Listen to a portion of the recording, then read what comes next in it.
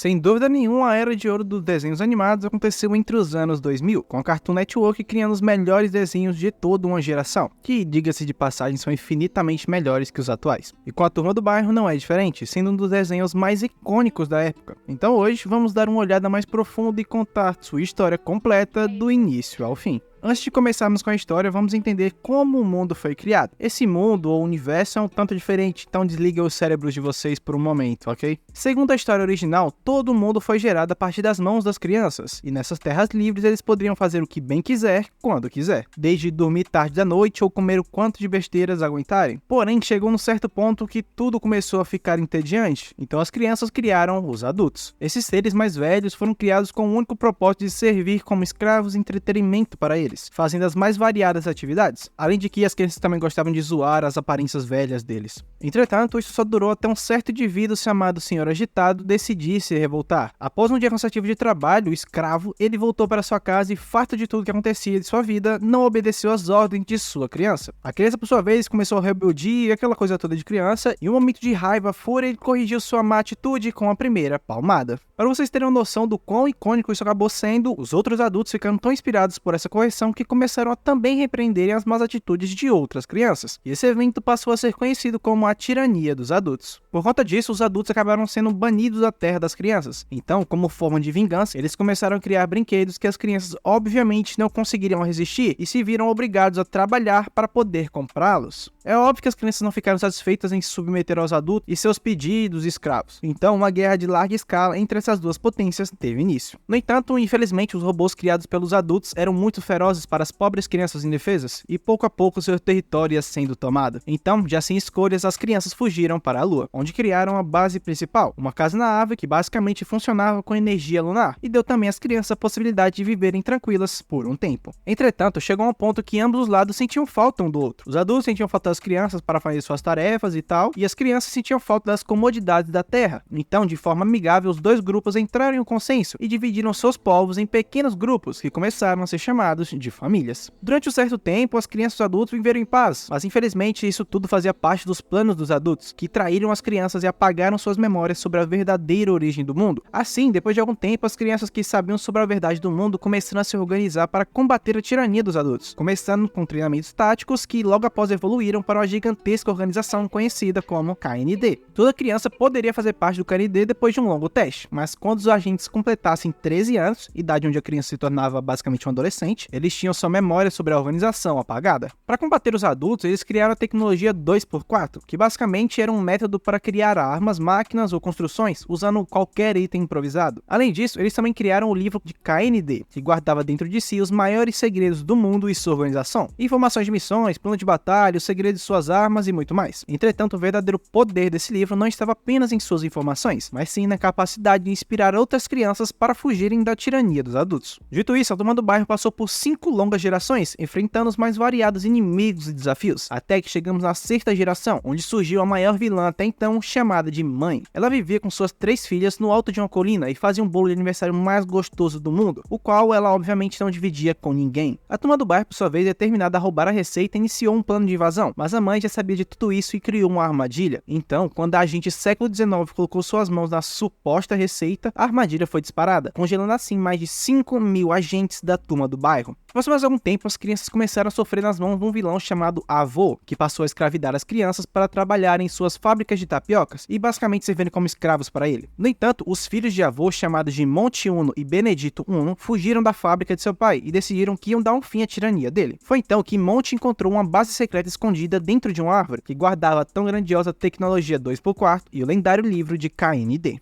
Então, usando esse novo conhecimento e suas incríveis habilidades, Monte, agora conhecido como Número Zero, reuniu crianças pelas fábricas e criou a mais forte resistência que o planeta Terra já teve, derrotando seu pai usando um módulo recuperador e trazendo uma nova era de paz para todas as crianças. Infelizmente, com o passar do tempo, as crianças iam se tornar adultos e tendo suas memórias apagadas, incluindo o próprio Número Zero. Além disso, você se lembra de Benedito I, né? O irmão de Monte. Então, ele acabou decidindo não se juntar ao seu irmão e, no lugar disso, seguir os passos de seu maligno pai, se tornando assim o próximo vilão vilão de KND. Dito isso, após todos esses eventos, o mundo voltou a ser dominado pela nova geração de adultos e toda a tecnologia e conhecimento da turma do bairro ia caindo no esquecimento. Com isso, nós chegamos na 8ª geração e no momento atual do desenho. KND, a turma do bairro, foca principalmente no setor V, constituída por 5 membros principais, que viviam em uma base não tão secreta dentro de uma casa na árvore gigante. Como primeiro, nós temos número 1, Nico Uno, um dos maiores agentes da história do KND. Logo após, número 2, Horácio, um engenheiro especialista em tecnologias. Número 3, Cookie, especialista em táticas e médica do setor V. Número 4, Maurício Mel, um especialista em combate mano a mano. Esse cara é muito foda. E por fim, número 5, Abigail, a especialista em táticas de espionagem. Como nós dissemos antes, número 1 é um dos maiores agentes de KND, mas a princípio, logo depois de superar o treinamento com as notas mais surpreendentes de todos os tempos e subir ao posto de agente, ele começou servindo a número 5, que nessa época era a atual líder do setor V. Mas acontece que ela acabou falhando em uma missão de sequestrar a molecada da rua de baixo. Missão essa que resultou com o número 1 sendo raptado e sofrendo algo que ela nunca se perdoaria. Que basicamente a molecada da rua de baixo deixou ele careca.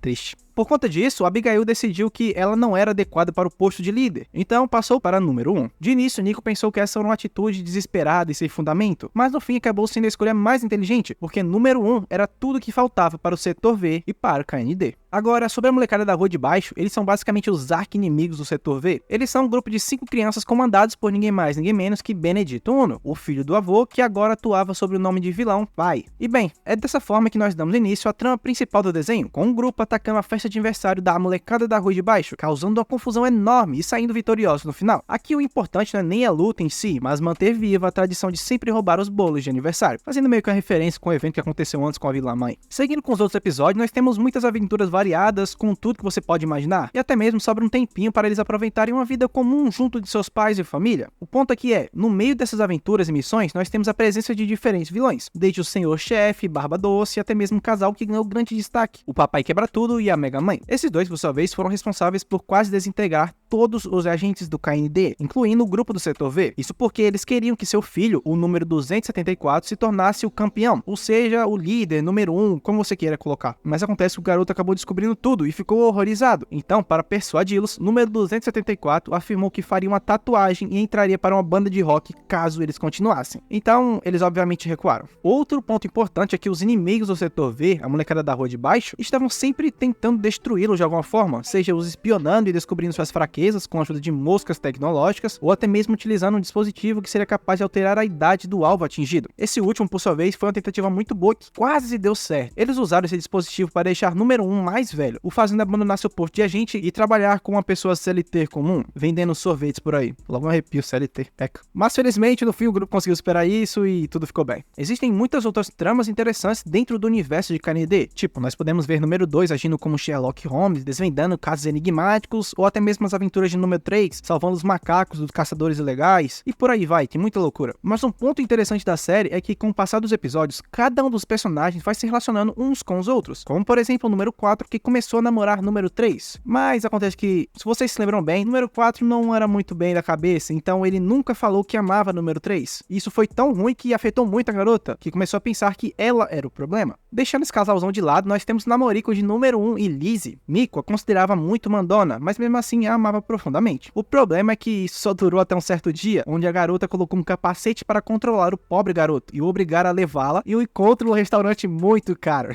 O grupo, por sua vez, notou as atitudes estranhas de número 1, então foram atrás dele. Mas infelizmente, como Lizzie estava o controlando, ela o obrigou a lutar contra seus próprios parceiros. E bem, Nico derrotou todos com facilidade, ele é muito pica. Felizmente, no fim, ele conseguiu sair do controle da garota e quebrar o capacete, mas isso só aconteceu quando ele viu o valor da conta do restaurante que ele deveria pagar. Não tem nada que assuste mais do que o valor de uma conta. Mas alguns episódios à frente, nós temos um dos plots mais interessantes da série, envolvendo a irmã mais velha de número 5, Cree, Maurice, e o número 274, conhecido também como Chad, que eram agentes infiltrados e faziam parte de um grupo de ninjas adolescentes secretos comandados pelo pai, os quais são responsáveis por espionar os agentes e enviar informações importantes para os adultos. Além disso, todos os três tinham um assunto pendente com o grupo do setor V, então, sempre que podiam, eles tentavam destruí-los de alguma forma. Como, por exemplo, teve uma vez que eles roubaram um módulo de de códigos da base lunar do KND e incriminaram o Setor V. O grupo, por sua vez, foi levado a julgamento porque tudo realmente indicava que eles tinham roubado informações especiais. Mas felizmente, graças ao irmão mais novo de número 2, foi revelado que Shed era um agente infiltrado e tudo aquilo era culpa dele. Com isso também foi descoberto que durante um bom tempo ele esteve sabotando as missões e enviando informações importantíssimas para o pai com a ajuda de Maurice. Felizmente, graças à ajuda da comandante número 86 e a líder suprema 362, tudo foi esclarecido e resolvido. E bem, depois desse evento, os holofotes estavam totalmente virados para o Setor V, então eles começaram a receber um tratamento um pouquinho melhor, ganhando assim também missões de alto nível. Além disso, como forma de agradecimento, eles convidaram o irmão mais novo de número 2 para estudar na Antártida e treinar para futuramente fazer parte do KND. Depois disso, nós temos mais alguns vilões meia boca que, sinceramente, não fizeram muita coisa e não importa muito. Enquanto tudo isso rolava, o pai começou seu ataque na base da Antártida, onde Tommy, o irmão caçula de número 2, estava fazendo seu treinamento. E bem no dia da graduação do garoto, o adulto fez um ataque surpresa usando um novo dispositivo, que era capaz de transformar cada um dos agentes em animais. Felizmente, Tommy conseguiu escapar. O problema é que agora ele era o único agente restante. Bem, de toda forma, ele acabou descobrindo que esse dispositivo só afetava os membros do KND. Então, usando um dispositivo, ele desistiu de ser um agente e partiu para enfrentar o pai. Mas, como sabemos, Tommy não é muito inteligente, então a única forma que ele encontrou de salvar todo mundo foi adicionar o DNA do pai no KND, ou seja, agora o pai fazia parte do KND. Então ele acabou sendo afetado pelo seu próprio dispositivo, se transformando no animal, e Tommy salvou o dia. Mas infelizmente as regras dizem que quando um membro do KND desiste de ser um agente, ele não pode voltar mais. Então Tommy foi obrigado a agir agora como um agente KND independente, sob o codinome de Número T. Voltando para a trama principal, como o pai agora tinha sido registrado na organização, ele poderia entrar a qualquer momento dentro de qualquer base deles. Além disso, ele também poderia se eleger como candidato a líder supremo. E bem, o pior é que ele acabou realmente se tornando líder supremo depois de ganhar um pega-pega. Ele assumiu o posto número 362, que tinha desistido de ser líder, e seu primeiro ato, por incrível que pareça, foi transformar todas as casas na árvore ao redor do mundo em brócolis. Esse problema escalou de uma forma tão bizarra que até mesmo a molecada da rua de baixo tiveram que pedir ajuda ao Setor V para fazer tudo voltar a ser como era antes. Essa pode ser uma atitude meio idiota, já que, bem, eles venceram no fim das contas, mas nem mesmo eles que estavam junto do pai há anos estavam suportando suas ações idiotas e a forma que ele controlava tudo. Então, no fim, tudo voltou ao normal quando o número 362 enfrentou o pai com brócolis e tomou seu posto de volta como líder supremo. Durante um bom tempo, o Setor V continuou seguindo e completando suas missões, ganhando assim muitos méritos, e isso acabou chamando a atenção de uma pequena organização, pequena entre aspas. Para ser mais específico, essa organização ficou encantada com as habilidades de combate e estratégias que número 1 usava. Então, eles estavam o avaliando para ver se encaixava ele em um projetinho muito interessante, mas ainda não é o momento de falar disso. De toda forma, você se lembra da origem do KND e a história de Monty, o lendário número 0 que derrotou o vilão avô, certo? Então, dentro do KND, essa história é contada mais como uma lenda e ninguém sabe se foi real ou não, porque não tem nenhum registro sobre Monty. Mas número 1 estava certo de que tudo era real, então sua missão agora era descobrir os segredos e origem da organização, assim como também encontrar o tal número 0.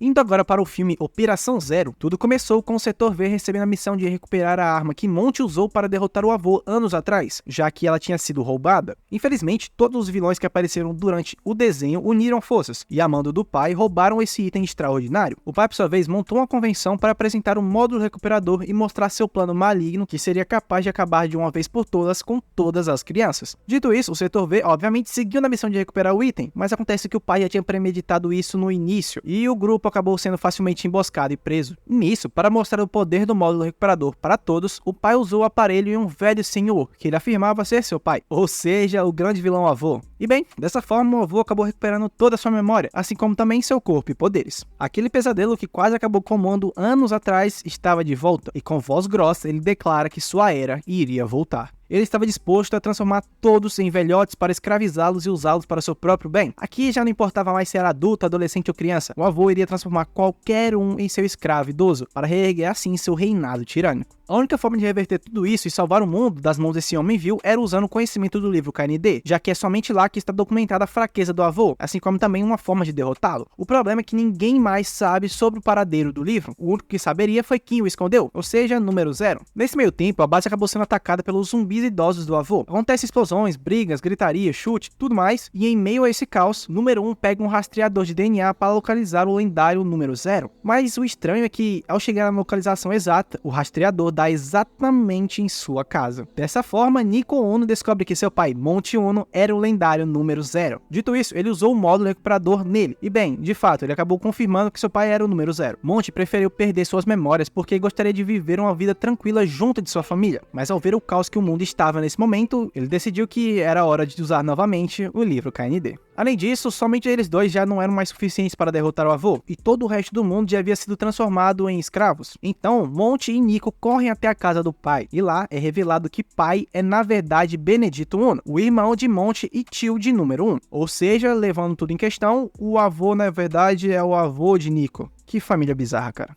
Nesse ponto, como eu disse, todo mundo já havia se transformado em docos escravos do avô, incluindo os membros do setor V. Então, como último recurso, número 0 usa o módulo recuperador na molecada da rua de baixo, e com isso também é revelado que eles eram na verdade o setor Z, que lutou lado a lado de Monte anos atrás contra o avô. O setor V, para vocês terem noção, assim como o número 0, são considerados como lendas dentro do KND, sendo posto como o setor mais forte de toda a história da organização, e ninguém foi capaz de fazer nada parecido com seus feitos. Mas infelizmente o pai acabou os usando em um experimento. E bem, eles acabaram dessa forma, sem memória, sem nada. De todo jeito, número 0 e o setor V vão em direção à base lunar, enquanto Monte e Benedito enfrentaram o avô e seu exército de idosos zumbi. Assim que chega na Lua, Nico conseguiu reverter parcialmente o estado dos membros do setor V, e dessa forma, para derrotar o velho tirano, eles lançaram a base lunar para o exato local onde o vilão estava. E, infelizmente, milagrosamente, o velhote conseguiu sair inteiro, e nesse ponto acreditou ter vencido, já que o plano deles acabou falhando. Mas acontece que tudo isso fazia parte do verdadeiro plano de Monte, e exatamente nessa parte da base lunar onde eles estavam é onde ficava a sala de apagar memórias. Então, de forma heróica, o dispositivo é ativado, apagando novamente a memória do avô, porém, pelo preço de também apagar a memória de Monte. Dessa forma, tudo volta a ser o que era, e Monte é finalmente reconhecido oficialmente como número 0. Agora, vocês se lembram que uma pequena organização estava interessada no número 1, certo? Então, esse mesmo cientista que estavam analisando, conhecido também como número 74.239, organizou uma caça ao tesouro muito interessante. O mundo todo, por sua vez, se voltou para esse evento, já que a premiação era muito generosa. Quando eu digo todo mundo, é todo mundo mesmo, incluindo os adultos e vilões. E bem, depois de muita porradaria, estratégias mirabolantes, o vencedor é ninguém mais, ninguém menos que número 1 do setor V. Dessa forma, é revelado que tudo isso era um plano do cientista para finalizar a avaliação e iniciar número 1 no projetinho Crianças do Bairro Galácticas, um projeto que só pode participar uma criança por planeta. Chegando em uma base secreta onde as crianças selecionadas de diversos planetas estavam reunidas, o número 74.239 revela que a idade adulta é na verdade uma doença que está devastando o universo, e a meta principal do projeto KND Galáctico é encontrar uma solução para essa enfermidade. Voltando para a Terra, Nico Uno encontra seu pai e mãe, que tiveram suas memórias recuperadas temporariamente para poder dar um adeus adequado a seu filho. Além disso, também nos é revelado que a mãe do garoto é a agente número 999, a primeira mulher a se juntar à organização KND. Dessa forma, de um jeitinho emocionante, Nico se despede do resto do setor V. Que a gente não se veja nunca mais. Me prometam que nunca vão crescer. Além disso, antes de ir embora para o desconhecido, ele entrega seus óculos a número 5, devolvendo assim também o posto como líder do setor V. No fim do episódio, é possível ver o grupo do setor V já como adultos crescidos, aparentemente sem nenhuma memória sobre a organização. Mas o ponto interessante é que nos últimos segundos de episódio é possível ver a Abigail recebendo uma ligação de número 1, pedindo para ela reunir a galera porque ele estava de volta. E bem, dessa forma nós encerramos KND do início ao fim. Se você gostou, deixa um like e comenta qual é o seu personagem favorito. É isso, fiquem bem e até a próxima.